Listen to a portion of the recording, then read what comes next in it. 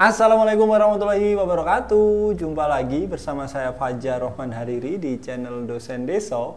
Dan di video kali ini saya akan sharing mengenai pertanyaan yang hampir selalu muncul atau sering banget muncul di saat wawancara CPNS, ya di seleksi kompetensi bidang. Kan pasti nggak biasanya sih, secara umum itu pasti ada tahapan wawancara. Nah, pertanyaan yang sering muncul adalah, kenapa Anda ingin jadi PNS? Apa alasan jadi PNS? Kenapa harus PNS? Gitu-gitu. Ada yang dihubungkan, kenapa kok pengen jadi PNS padahal gajinya kecil? Gitu. Kenapa pengen jadi PNS padahal misalkan beliau tahu bahwa tempat kerjanya jauh dengan rumah kita misalkan. Kenapa kok pengen jadi PNS padahal rumahnya jauh? Gitu-gitu. Nah, itu seringkali akan ditanyakan. Nah, bagaimana cara menjawabnya? Saya akan sharing di video kali ini.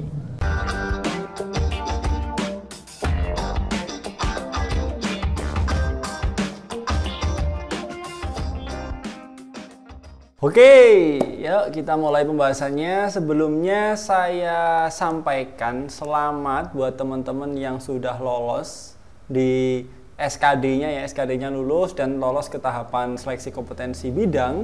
Saya ucapkan selamat, semoga lancar terus sampai dapat NIP. Dan buat teman-teman yang belum bisa lolos ke tahapan selanjutnya, jangan menyerah, masih ada tahun berikutnya. Kalau ternyata ini tahunnya terakhir, ya jangan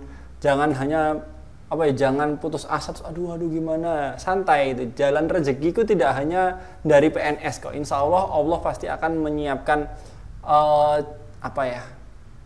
punya skenario terbaik untuk teman-teman gitu. Jadi teman-teman harus percaya itu. Oke, kembali ke topiknya. Ada pertanyaan yang sering muncul adalah di wawancara pertanyaan yang sering muncul di wawancara adalah, kenapa teman-teman ingin jadi PNS atau alasan jadi PNS apa? Nah, ini saya dulu sebelum tes SKB dimulai, karena tahu ada wawancara, yang perlu teman-teman persiapkan pertama adalah menyiapkan jawabannya dengan cara cari literaturnya.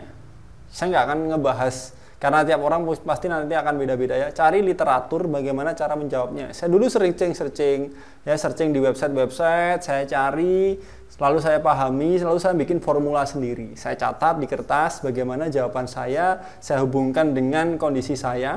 Jadi jawaban saya nanti mungkin saja akan sedikit berbeda kalau diimplementasikan di posisinya teman-teman. Karena apa? Karena tergantung kondisinya, tergantung posisinya juga, gitu ya. Jadi saya nanti cerita, ini rujukan saya, lalu saya olah seperti apa, jadinya seperti ini, gitu. Oke. Nah, saya dulu itu searching, rujukan saya itu website blognya Lutfiti 96. Ya, saya dulu seingat saya itu ngebaca tulisannya orang ini. Saya bacakan ulang untuk teman-teman. Oke. Ini, beliau nulis kayak gini. Alasan jadi PNS, pertanyaan yang sering ditanyakan sepertinya. Ini jawaban saya kalau ditanya. Memang kedengarannya klise, tapi itu yang saya yakini. Nah, beliau jawab kayak gini. Dalam berkarir, ada 3 hal yang selalu jadi pertimbangan saya. 1, kontribusi terhadap masyarakat. 2, berkembangnya ilmu. 3, materi atau uang yang didapatkan karena kita bekerja mencari nafkah. Lalu sama beliau didetailkan. Karena saya pindah dari swasta ke PNS, maka kontribusi saya akan jauh lebih besar, sebab PNS di kementerian adalah pemegang kebijakan. Walaupun mungkin jabatan kita tidak terlalu tinggi, namun kontribusi PNS itu jauh lebih besar dibandingkan bila kita bekerja di swasta.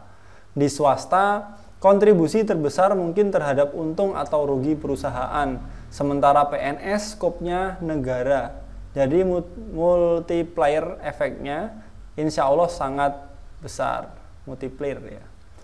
Selain itu, sebagai PNS, peluang mendapatkan beasiswa dan tugas belajar sangatlah mudah, sehingga ilmu yang saya miliki akan selalu berkembang dan kesempatan melanjutkan sekolah sangat terbuka lebar. Suatu hal yang sangat sulit didapatkan di swasta. Walaupun bisa jadi dalam hal materi, menjadi PNS bisa jadi mendapatkan nilai materi yang lebih kecil dari swasta, namun 2 hal yang di atas sudah cukup kuat sehingga saya memutuskan berusaha hijrah menjadi PNS. Selain itu, saya juga meyakini dengan harapan yang makin tinggi dari masyarakat terhadap PNS, maka kesejahteraannya pun semakin lama semakin baik, dan sekarang pun sudah mulai terlihat dengan adanya sistem remunerasi. Itu. Lalu ditambahin, saya teringat perkataan Imam Ali, ya, Ali radhiyallahu anhu, ilmu lebih mulia dari harta, ilmu menjagamu sedang engkau menjaga harta. Ilmu juga diamalkan malah akan semakin bertambah, sedangkan harta jika digunakan akan semakin berkurang. Oleh karenanya saya berkeyakinan menjadi abdi negara adalah pilihan karir yang paling pas bagi saya, terpenuhi semua kriteria yang saya inginkan. Nah, tulisan ini yang saya jadikan rujukan. Jawaban saya juga tidak nyontoh ini plug. Saya bikin formula sendiri. Setidaknya saya tahu bahwa dalam menjawab pertanyaan itu orientasinya ada beberapa hal. Ya. Yang pertama adalah hampir mirip dengan dari wawancara itu, hampir kayak kisi-kisi yang ada di TKP kok. Menurut saya pribadi nih. Jadi bagaimana kita ya kemauan mengembangkan diri kita dan kemauan mengembangkan instansi, lalu kebermanfaatannya seperti apa. Nah, itu poin-poin pentingnya di situ. Berikutnya pasti materi. Nah, materi pun ya ada yang di pertanyaannya, kenapa pengen jadi PNS padahal gajinya kecil? Ada juga yang orientasinya PNS itu gajinya lebih besar. Nah, itu nanti sudah berbeda cara menjawabnya. Oke. Nah, ini saya cerita dulu ya pengalaman saya setelah saya ngebaca tulisan ini. Saya bikin formula sendiri, saya bikin cerita sendiri karena posisi saya adalah dosen nih. Dosen, saya ditanya tuh, kenapa pengen jadi PNS gitu? Kenapa pengen jadi PNS? Saya jawab pertama, karena formasinya dosen Pak. Kalau formasinya bukan dosen, saya juga nggak ada keinginan untuk jadi PNS gitu. Kalau formasi lain nggak ada. Terus akan dikejar terus kan sama orangnya. Loh, tapi kan kalau hanya ingin jadi dosen nggak perlu jadi PNS. Kenapa kok harus PNS? Kenapa kok harus dosen PNS gitu? Kenapa nggak dosen swasta kalau sama-sama dosennya gitu? Nah, saya ngejawab gitu. Hampir mirip dengan yang saya bacakan tadi. Jadi saya ngomong bahwa probabilitas apa sih? Probabilitas itu adalah peluang ya. Peluang saya untuk berkembang di instansi negeri itu lebih besar gitu. Di instansi negeri itu pasti link untuk beasiswanya, link kerjasama dengan perusahaan, hampir sama kayak tadi kan, tapi saya bikin formula sendiri gitu ya. Jadi bagaimana peluang saya untuk dapat beasiswa, lalu untuk melakukan penelitian, kerjasama dengan instansi-instansi yang lainnya itu lebih besar, sehingga peluang saya untuk berkembang di instansi negeri itu lebih besar. Itu. Berikutnya kebermanfaatan ilmu juga gitu. Jadi di instansi negeri itu kan pasti lebih luas skopnya, mahasiswanya lebih banyak. Jadi ilmu yang akan saya implementasikan pasti akan jauh lebih besar di sini daripada di swasta yang mahasiswanya hanya sedikit gitu. Lalu untuk materi saya juga ngebahas saya kayak gini. Karena ini di swasta dan di negeri, di instansi saya ini kan gajinya lebih tinggi nih, PNS lebih tinggi. Saya ngomong, saya juga nggak akan munafik, nggak akan sok-sokan ngomong bla bla bla gitu ya. Pasti alasannya ada soal materi. Tapi, ada tapinya. Jangan cuman materi ngomong PNS lebih sejahtera, PNS gajinya lebih tinggi, ada pensiunan, ada tunjangan. Nah itu jangan hanya berhenti di situ. Bisa disebutkan itu kalau memang harus disebutkan. Saya juga menyebutkan dulu. Jadi PNS itu lebih terjamin secara ekonomi, lebih tertata atau lebih terjamin gitu ya. Lebih terjamin sehingga, nah itu ada terusannya, sehingga saya bisa fokus dalam mengembangkan atau membesarkan instansi. Saya bisa fokus dalam mengembangkan diri supaya kontribusi saya terhadap instansi bisa lebih besar daripada yang sebelumnya. Gitu. Jadi selalu kembalikan pada mengupgrade diri, ya, memajukan diri, mengembangkan diri dan memajukan instansi. Apapun alasannya, mau ekonomi ujung-ujungnya ke sana, gitu ya. Jadi cara menjawab pertanyaan kenapa ingin jadi PNS gitu. Jangan jadi yang dicari yaitu tadi. Kalau jujur pasti ya, pasti dicek. Soal materi kan juga jujur ya. Alasan kenapa kita menjadi PNS karena ya terjamin gitu. Kalau lebih terjamin pastilah siapapun yang di sini mungkin akan mikirnya itu. Atau mungkin pengen nama atau disuruh orang tua atau apa gitu ya. Itu Eh, Kalau mau disebutkan nggak masalah, saya pribadi ya, nggak masalah. Tapi ujung-ujungnya harus itu tadi, misalkan karena disuruh orang tua, tapi kalaupun pengen ngejawab itu, ya pengen ngejawab itu nggak apa-apa. Tapi kalau saran saya jangan. Tapi misalkan disuruh orang tua gini, karena saya disuruh orang tua untuk jadi PNS dan setelah saya misalkan entah istiqoroh, entah itu gimana, atau kalian punya pendapat misalkan di Islam ridho fi ridho walidain, sehingga saya berkeyakinan bahwa ini adalah wujud saya, pengabdian saya terhadap orang tua. Namun setelah saya awalnya seperti itu, setelah saya belajar, saya membaca tentang ASN, membaca tentang formasi saya, membaca tentang instansi saya sadar bahwa ternyata apa yang saya jalani, apa yang saya usahakan untuk jadi PNS tidak hanya sebatas untuk membahagiakan atau mengikuti keinginan orang tua. Ya, setelah saya pertimbangkan, saya belajar, saya baca, saya sadar bahwa dengan saya menjadi PNS, saya bisa apa nih? Lebih bermanfaat terhadap orang banyak. Karena, nah ini hubungkan juga dengan instansinya. Karena di instansi saya bla bla bla. Karena di formasi saya bla bla bla, sehingga apa? Ya, kebermanfaatannya terhadap masyarakat, ke peluang untuk pengembangan diri dan mengembangkan lembaga, itu yang penting. Jadi gitu. Kalau apapun jawabannya, meskipun kalau teman-teman nggak pengen ngejawab itu, ya nggak masalah. Tapi kalau terpaksa ingin menjawab sesuatu pertanyaan yang sekiranya teman-teman merasa bahwa ini akan mendapatkan nilai kurang dari pewawancara, nggak masalah. Selama ada alasan pendukungnya, selama ada penjelasan setelahnya, gitu ya. Sama kayak tadi yang saya contohkan. Nggak apa-apa ngomong karena awalnya ini disuruh orang tua, namun, nah misalkan itu dijelaskan. Setelah berjalanan waktu, saya proses belajar, saya proses mempelajari instansi ini, bla bla bla bla gitu. Dan sebelum menjawab itu, sebelum wawancara beberapa hari sebelumnya, teman-teman juga harus paham mengenai formasi yang teman-teman teman-teman ambil, dan juga lembaga yang teman-teman tuju. Saya juga belajar itu sebelumnya, saya siapkan, saya baca-baca undang-undang mengenai, karena saya dosen ya, undang-undang tentang dosen apa. Lalu di Kementerian Agama saya baca.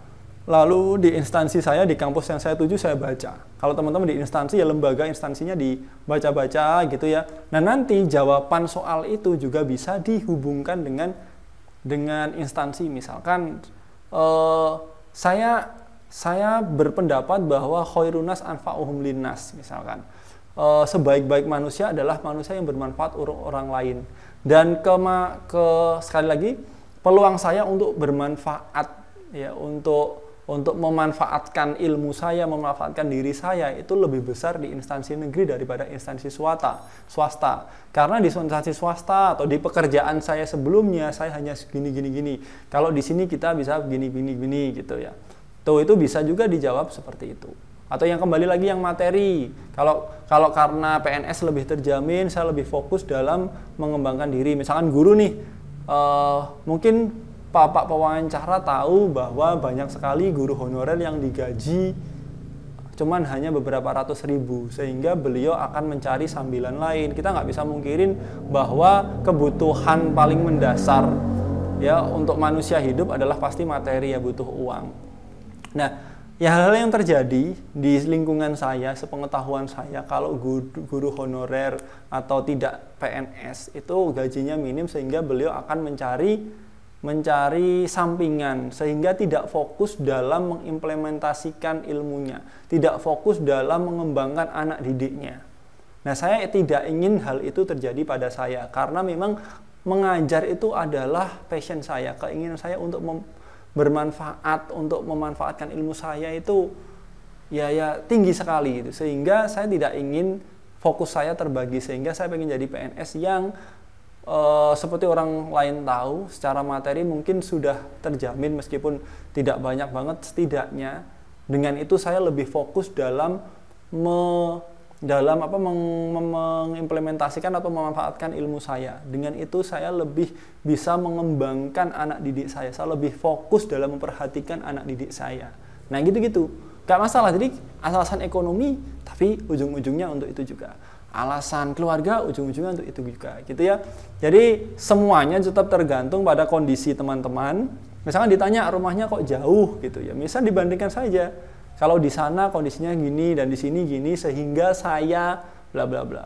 Jadi dalam proses pertanyaan wawancara, pertanyaan apapun, jangan sampai teman-teman itu diam lebih dari 3 detik. Nah, lebih dari 2 detik aja jangan lah. Pokoknya orangnya nanya langsung jawab, dan jangan cuman ngejawab singkat. Kenapa pengen jadi PNS? Karena alasan ekonomi, Pak. Saya sebelumnya gajinya cuma 200.000, PNS lebih terjamin. Nah, itu jangan kayak gitu.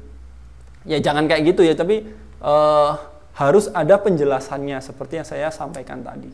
Gitu ya, itu mungkin yang bisa saya sharingkan terkait dengan pertanyaan kenapa ingin jadi PNS atau alasan Anda ingin menjadi PNS apa. Atau kalau teman-teman punya alasan lain, ya bisa tuliskan di komentar biar kita saling sharing ya, teman-teman bisa mungkin saling menginspirasi jawabannya apa, tuliskan di komentar kenapa ingin jadi PNS, tapi bukan jawaban yang melas-melas loh ya, jawaban yang misalkan kalau kalian ditanyain di seleksi kompetensi bidang di tahapan wawancara pertanyaan tersebut jawabannya apa, tuliskan di komentar biar kita bisa saling sharing gitu ya. Semoga video ini bermanfaat. Yang belum subscribe silahkan di subscribe, yang suka silahkan di like, komen, dan juga jangan lupa untuk share supaya banyak orang yang mendapatkan manfaat dari video ini. Saya yakin bahwa dari share kita akan ada orang yang mendapatkan manfaat dari ini, dan semoga itu bisa jadi amal ibadah untuk teman-teman, dan saya yakin itu akan memudahkan orang lain. Kalau kita suka memudahkan orang lain, insya Allah Tuhan juga pasti akan suka memudahkan urusan kita. Jadi ya, saya Fajar Romanadi. Wassalamualaikum warahmatullahi wabarakatuh. Bye-bye.